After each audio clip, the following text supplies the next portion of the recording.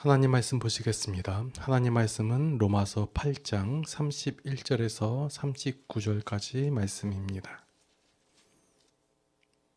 그렇다면 이런 일을 두고 우리가 무엇이라고 말할 수 있겠습니까?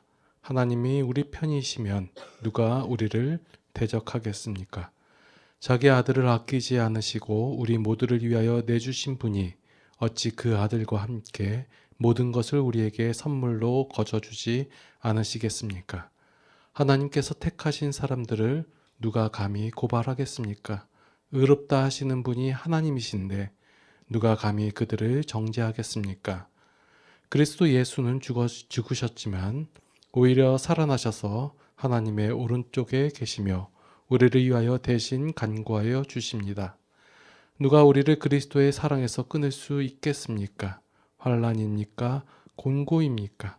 박해입니까? 굶주림입니까? 헐벗음입니까? 위협입니까? 또는 칼입니까? 성경에 기록한 바 우리는 종의 주님을 위하여 죽임을 당합니다. 우리는 도살당할 양과 같이 여김을 받았습니다. 한 것과 같습니다. 그러나 우리는 이 모든 일에서 우리를 사랑하여 주신 그분을 힘입어서 이기고도 남습니다. 나는 확신합니다. 죽음도 삶도 천사들도 권세자들도 현재일도 장래일도 능력도 높음도 깊음도 그 밖에 어떤 피조물도 우리를 우리 주 예수 그리스도 안에 있는 하나님의 사랑에서 끊을 수 없습니다. 아멘. 설교가 참 어렵습니다. 마음속에서 계속 일어나는 마음이 뭐냐면 지금 하는 설교 말고 다른 설교하고 싶은 마음이 드러납니다. 현재 고난을 당하고 힘들어하는 성도에게 고난을 참고 견디면 하나님께서 더 큰 상급으로 더하실 것이며 결국 별과 같이 해와 같이 당신을 빛나게 하실 것입니다. 라고 말씀을 전하고 싶습니다. 지금 여러분들이 열심히 하나님에 충성하고 헌신하고 봉사를 한다면 하나님께서 100배, 1000배, 만배 되는 복으로 여러분들에게 갚아주실 것입니다. 라고 설교하고 싶습니다. 여러분들이 힘들고 어려운 일이 닥쳤을 때 하나님께서 그 상황을 견뎌내어 주시고 그것을 능히 이겨내게 하여 주시사 더 크고 더 찬란하게 만드실 것입니다. 라고 설교하고 싶습니다. 그런데 그렇게 안 됩니다. 말씀을 읽을 때마다 그렇게 설교하고 싶은데 말씀과 반대되는 내용이 나오니까 그렇게 설교를 못 하겠습니다. 그러니까 전혀 공감도 안 되고 원하지도 않고 그런 말씀을 전하게 됩니다. 원하지도 않은 것을 이루었다고 선포하니까 감격도 감동도 감흥도 없습니다. 여태까지 관심 없는 설교를 했다면 이제는 싫어하는 설교를 합니다. 제가 사람들이 왜냐하면 지금까지 알고 있던 하나님에 대해서 지가 지금까지 행하던 신앙에 대해서 전혀 반대되는 내용을 말하고 있으니까 이 설교는 아닌 것 같다라고 생각할 수도 있을 것입니다. 공감이 안 되는 설교입니다. 자, 어떻습니까?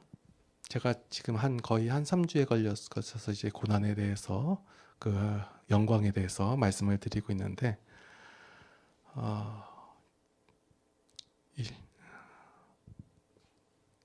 그 수긍이 동의가 잘 안 되실 것 같아요. 그래도 한번 생각해 보시기 바랍니다.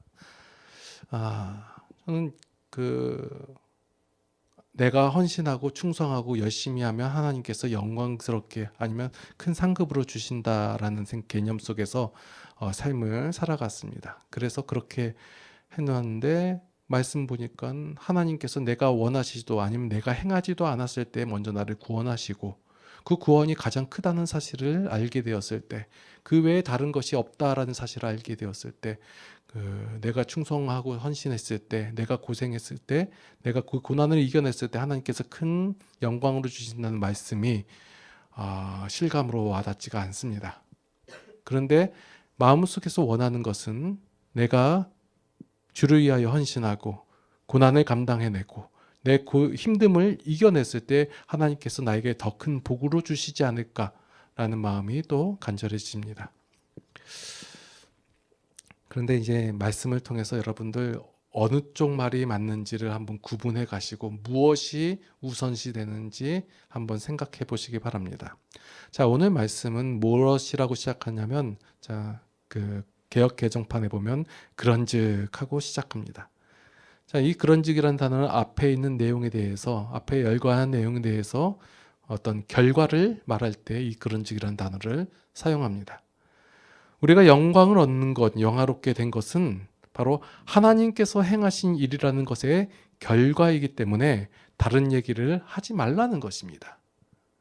그러니까 앞에서 말한 것이 어떤 영광이나 영화라는 것이 결국은 하나님께서 행하신 결과로서 얻어진 것이다. 그러니까 너희는 다른 말을 하지 말아라. 그런 얘기예요. 세상에 있는 일반적인 원칙 가운데 하나가 뭐냐면 인과응보라는 원칙이에요. 행한 것에 대한 결과가 나타난다라는 얘기예요. 자신이 행한 것에 대한 결과를 받는 것은 당연한 일이에요. 그렇죠? 여러분들 이것은 세상에서 일반적으로 있는 내용들이에요. 그런데 이러한 생각이 기독교 안에도 동일하게 적용되어 있다는 것이 큰 문제입니다. 기독교와 다른 종교에게 유일한 큰 차이가 있다면 바로 하나님이에요. 그런데 이 하나님이란 대상을 우리가 어떻게 바라보냐, 일반적인 신과 동일하게 여기는 거예요. 그러니까 행한 것에 대한 결과로서 나타난다. 내가 조금이라도 행해야 무엇인가 나타나지 않겠느냐. 마중물로서 내가 무엇인가 부어야 뭐가 많이 나오지 않겠는가라는 생각으로서 기독교를 대한다는 거예요. 신앙생활을 열심히 하고 현재의 고난을 잘 참고 견디면 하나님께서 큰 상급과 영광으로 더하여 주신다는 말이 별 거리낌 없이 받아들여지게 됩니다. 왜냐하면 우리의 생각 가운데 이 인간부가 자리 잡고 있기 때문에 그래요. 여기서 벗어나기가 힘들어요. 그런데 성도는 여러분들이 반드시 기억해야 될 내용이 뭐냐면, 여러분들이 어떠한 액션을 취하거나 바라거나 원하지도 않았을 때 하나님께서 우리를 구원하여 주셨다는 것이에요. 그 결과로서 되어진 자가 성도예요. 그래서 성도는 이미 복을 받은 자고 영광을 얻은 자고 하나님께서 영화롭게 하신 자라는 사실이에요. 이 말씀들이 곳곳에 있는데도 우리 눈에는 이게 안 보여요. 아직 안 되어진 거죠. 왜냐하면 우리가 추구하고 바라고자 하는 내용이 아직 내 안에 없기 때문에, 내 주변에 없기 때문에. 나는 아직 건강을 추구하는데 건강하지 못하고, 돈을 추구하는데 돈이 없고, 그리고 권력을 추구하는데 권력이 내 안에 없기 때문에 아직 내 안에 이 영화가 이루어지지 않은 것처럼 여긴단 말이에요. 그런데 하나님께서는 이미 구원하시고 백성 삼아주시고 성도 삼아주셨다는 것은 이미 하나님께서 우리에게 복을 주셨다는 것이고 영광을 주셨다는 것이고 영원롭게 하셨다라는 거예요. 지난번 본문 말씀에 보면 바로 마지막 절 30절에 보니까 또 미리 정하신 그들을 또한 부르시고 부르신 그들을 또한 의롭다 하시고 의롭다 하신 그들을 또한 영화롭게 하셨다예요. 하실 것이다가 아니라, 할까 말까도 아니라, 네 하는 거 봐서 이렇게 할 것이다가 아니라 하셨다예요. 누구의 의지대로? 하나님의 의지대로. 근데 이것을 받아들이기 힘든 거예요. 말로서는 아멘 맞습니다. 하나님께서 나를 구원하셨습니다. 하나님께서 나를 영화롭게 하시고 하나님의 백성 삼으셨습니다. 라고 말은 하지만 우리의 실제적인 그 속에 있는 마음은 뭐냐면, 그래도 내가 무엇인가 행해야지, 그걸 보고 하나님께서 나에게 복을 주시고 영화롭게 하시지 않을 것이냐 라는 마음이 우리 가운데 있습니다. 그 생각이 그대로 기독교에 들어왔어요. 그래서 교회 안에서도 차등을 두는 거예요. 나는 열심히 헌신하는 자, 너는 대충 교회 다니는 자. 나는 하나님께 더 큰 복을 받는 자, 너는 못 받은 자. 그 구분을 어떻게 하냐면, 내가 하나님께 헌신하고 충성하고 내 모든 재산을 바치고 시간을 바쳤더니 하나님께서 나를 이렇게 복을 주셨습니다 하면서 재산이 이렇게 많아졌습니다. 내가 건강하게 됐습니다. 내 자손이 이렇게 잘 됐습니다. 이렇게 근거를 들고 나온단 말이에요. 그렇지 않다라고 설교하니 얼마나 힘들겠습니까? 다 받아들이고 다 좋아하고 하는 설교하면 좋겠는데 그래서 잘 안 되나 봐요. 자, 성도는 다시 한번 말씀드리겠습니다. 동기부여라는 명분으로 상급을 받기 위한 수단으로서 현재의 삶을 바꾸는 것이 아니라 완성을 아는 자로서 결과를 확증받은 자로서 삶이 변화되는 자가 바로 성도예요. 목표를 이루려고 애쓰는 삶이 아니라 목표를 이룬 자의 삶을 살아가는 거예요. 하나님께서는 너희의 목표가 이것이다 라고 얘기하고 있는데 우린 다 다른 목표를 갖고 있어요. 그러니까 아직 안 이루어졌기 때문에 목표가 아직 안 이루어졌기 때문에 목표를 향하여 다른 박질을 해야겠구나라고 생각을 하는데 아니요. 하나님께서 목표를 삼은 것은 우리를 하나님의 백성 삼아주시고 하나님의 자녀 삼아주시고 하나님의 성도 삼아주시는 거란 말이에요. 그것을 이미 이루었다 해요. 그 목표를 이룬 자의 삶을 이제 너희는 살아라 라고 하는데 이 삶을 모르니까 이 목표가 이루어진 것이 어떠한 것인지를 모르니까 여전히 알고 있는 대로 그 가치와 기준대로 그 방식대로 삶을 살아간다는 거예요. 결과를 이루려고 하는 신앙과 결과가 이루어진 신앙의 차이가 바로 기독교예요. 다른 종교는 결과를 이루려고 하는 종교고 기독교는 결과가 이루어진 자가 어떤 삶을 살아내는가를 바라봐라 라고 보여주는 게 기독교예요. 그래서 기독교는 면류관을 미끼로 수고를 요구하지 않아요. 이게 기독교인데 다 면류관을 미끼로 수고를 요구하잖아요. 헌신하라고 하고. 근데 물론 막상 이렇게 헌신하라고 했을 때 또 헌신한 사람들이 또 그것을 좋아하잖아요. 뭔가 이룬 것 같고 한 것 같고 염치가 있는 것처럼 보이고.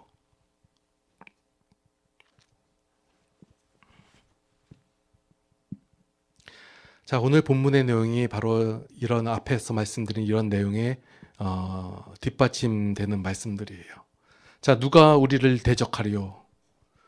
하나님께서 부르시고 하나님께서 세우시고 하나님께서 의롭다 하시고 하나님께서 영화롭게 하셨는데 어떤 누가 조건을 내세우고 충성에 따라 상급이 달라진다고 말을 할 수 있느냐는 말이에요. 근데 우리는 다 이렇게 얘기한단 말이에요. 하나님께서 우리를 구원하셨습니다. 하나님께서 우리를 세우셨습니다. 라고 말은 하면서 왜 다른 얘기를 하냐고요. 우리의 조건과 우리의 상태와 우리의 능력과 우리의 행함과 우리의 반응하고 상관없이 하나님께서 하셨다 하는데 누가 조건을 내세우고 누가 충성에 따라 상급이 달란다고 할 수 있냐는 말이에요. 누가 우리를 대적하리요? 자, 여기서 중요한 사실을 하나 말씀드리겠습니다. 우리가 죄의 상태에서 바라고 원하는 그 영광과 하나님께서 우리에게 주시는 영광은 다른 것이에요. 우리가 이것을 같다라고 놓고 보니까 그 신앙이 좀 앞뒤 말이 안 맞는 거예요. 제가 기독교인들 볼 때 정말 앞뒤가 안 맞아요. 제가 설교하는 내용대로 하면 그렇게 뻔뻔하게 어딘지 아는데 뻔뻔하죠. 뭐 하나님이 하셨다는데 나는 뭐 내가 하겠다고 얘기도 안 했고 내가 하나님 나를 구원해 주시면 내가 하나님께 내 인생을 바치겠다고 얘기도 안 했고 원하지도 않았고 바라지도 않았는데 그냥 하나님이 하셨다예요.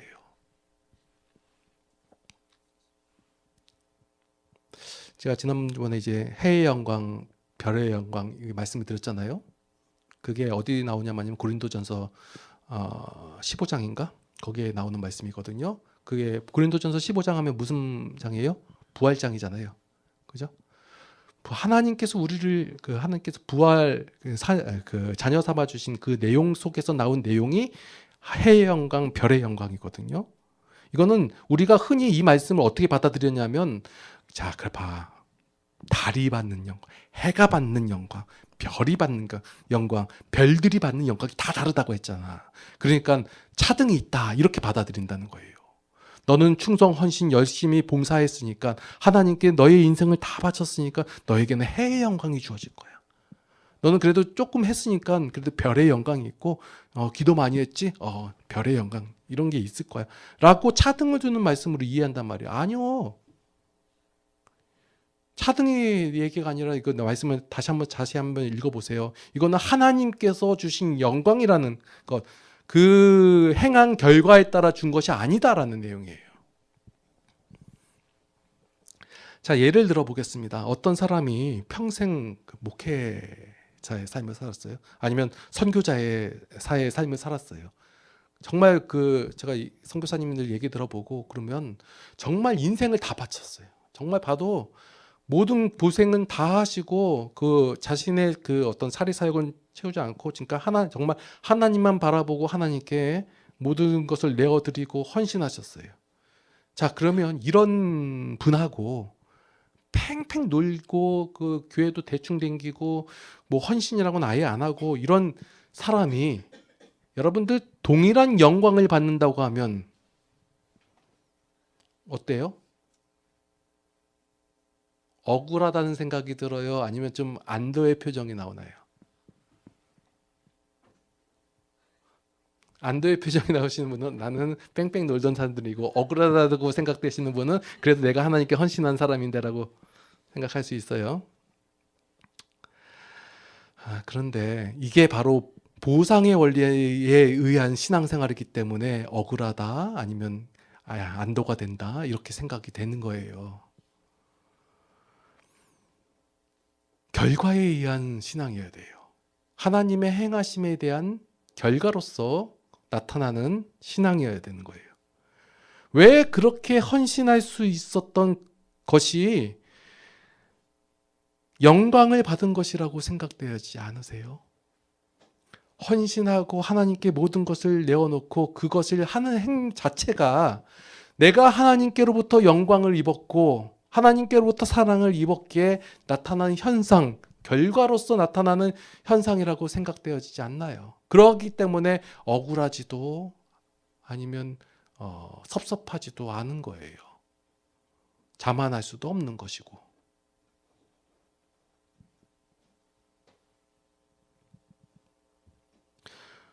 우리를 의롭다 하시고 영화롭게 하신 그 근거가 우리에게 있지 않고 우리의 행함에 있지 않고 우리의 반응에 있지 않고 하나님께 있는데 누가 우리를 대적할까요? 자, 제 말씀은 그러면 영광이 같으니까 이제 팽팽 놀아버리고 그냥 대충 신앙생활을 하겠다라는 말씀이 아니라 하나님께서 주시는, 여러분들이 하나님을 아는 만큼 그 아는 만큼 행하라는 얘기예요. 그러면 거기서 나타나는 고난을 여러분들은 고생으로 받아들이는 것이 아니라 기쁨으로 그 고난을 감수하게 된다는 거예요. 예수님께서 그러셨다예요. 예수님께서 우리가 생각하기에 진짜 가기 싫은 길을 억지로 힘들고 어려운데 가셨다라고 생각되지만 기꺼이 기쁨으로 그 일을 감당하셨다예요. 그러면 예수님께서 그것을 행하셨기 때문에 큰 영광과 존귀를 받으셨나요? 아니요. 예수님은 십자가 지시기 이전부터 이미 존귀한 분이시고 이미 영화가 가득한 분이시고 영광 가운데 계신 분이에요. 우리가 자꾸 그 기본적인 죄의 원칙대로 삶을 살아가니까 그것에 맞춰서 생각하니까 그런데 아니요.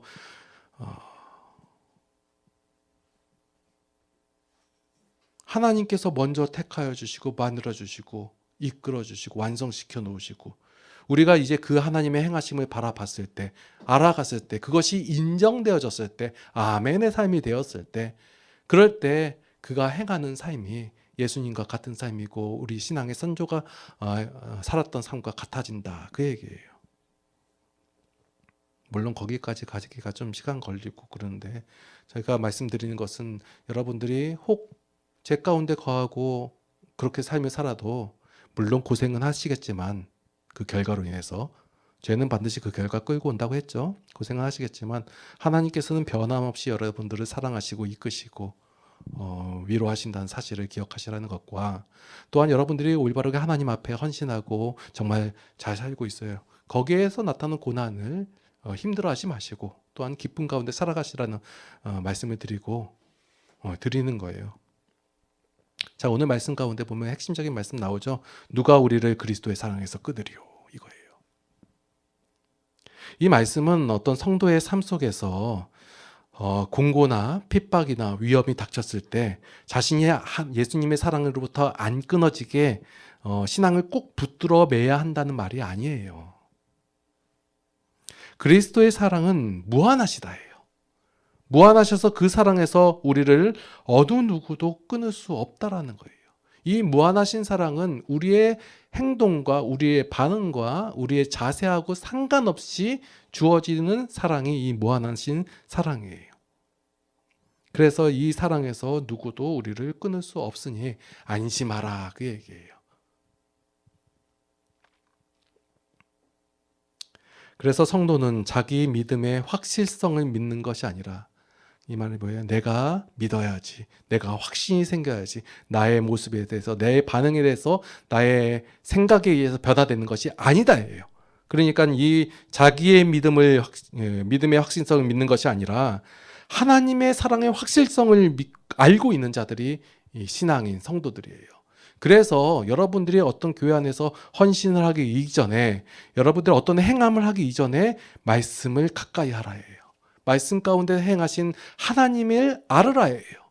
그러면 하나님을 알게 되면 그 하나님의 신실하심을 알게 되고 그 하나님의 미쁘심을 알게 된다는 거예요. 믿음직스러움을. 그래서 그 하나님의 사랑의 확실성을 아는 자들이 행하는 삶, 그것이 바로 성도의 삶이라는 거예요. 이러한 성도의 삶을 살아가는 자들에게 사단은 끊임없이 속이고 협박을 하고 위협을 하는 거예요. 어떻게 하냐면 이렇게 신앙생활 해가지고 뭐 천국이나 가겠어? 아니면 천국 가서 뭐 상급이라도 받겠어? 그게 간신히 천국 문에 들어가가지고 개털 모자만 쓰고 있는 거 아니야? 이런 식으로 얘기한단 말이에요. 이것은 그리스도의 사랑에 대한 오해예요. 신앙은 하나님의 확고한 사랑이 어떻게 성도에게 나타나는지를 확인하면서 그것을 인정해 나가는 과정이 바로 신앙이에요. 이것이 우리의 머릿속으로는 알아도 실제적인 삶 속에서는 잘 안 되거든요. 잘 안 나타나고 동의가 잘 안 될 때가 있어요. 그러나 여러분들의 말씀을 가까이 하시고 읽어가시고 그 하나님의 진정한 행하심이 나의 마음속에, 나의 가운데 인정되어질 때, 고백되어질 때, 그래서 비로소 하나님을 그리스도 예수를 닮아가는 그 장성한 분량에까지 이를 줄 믿습니다.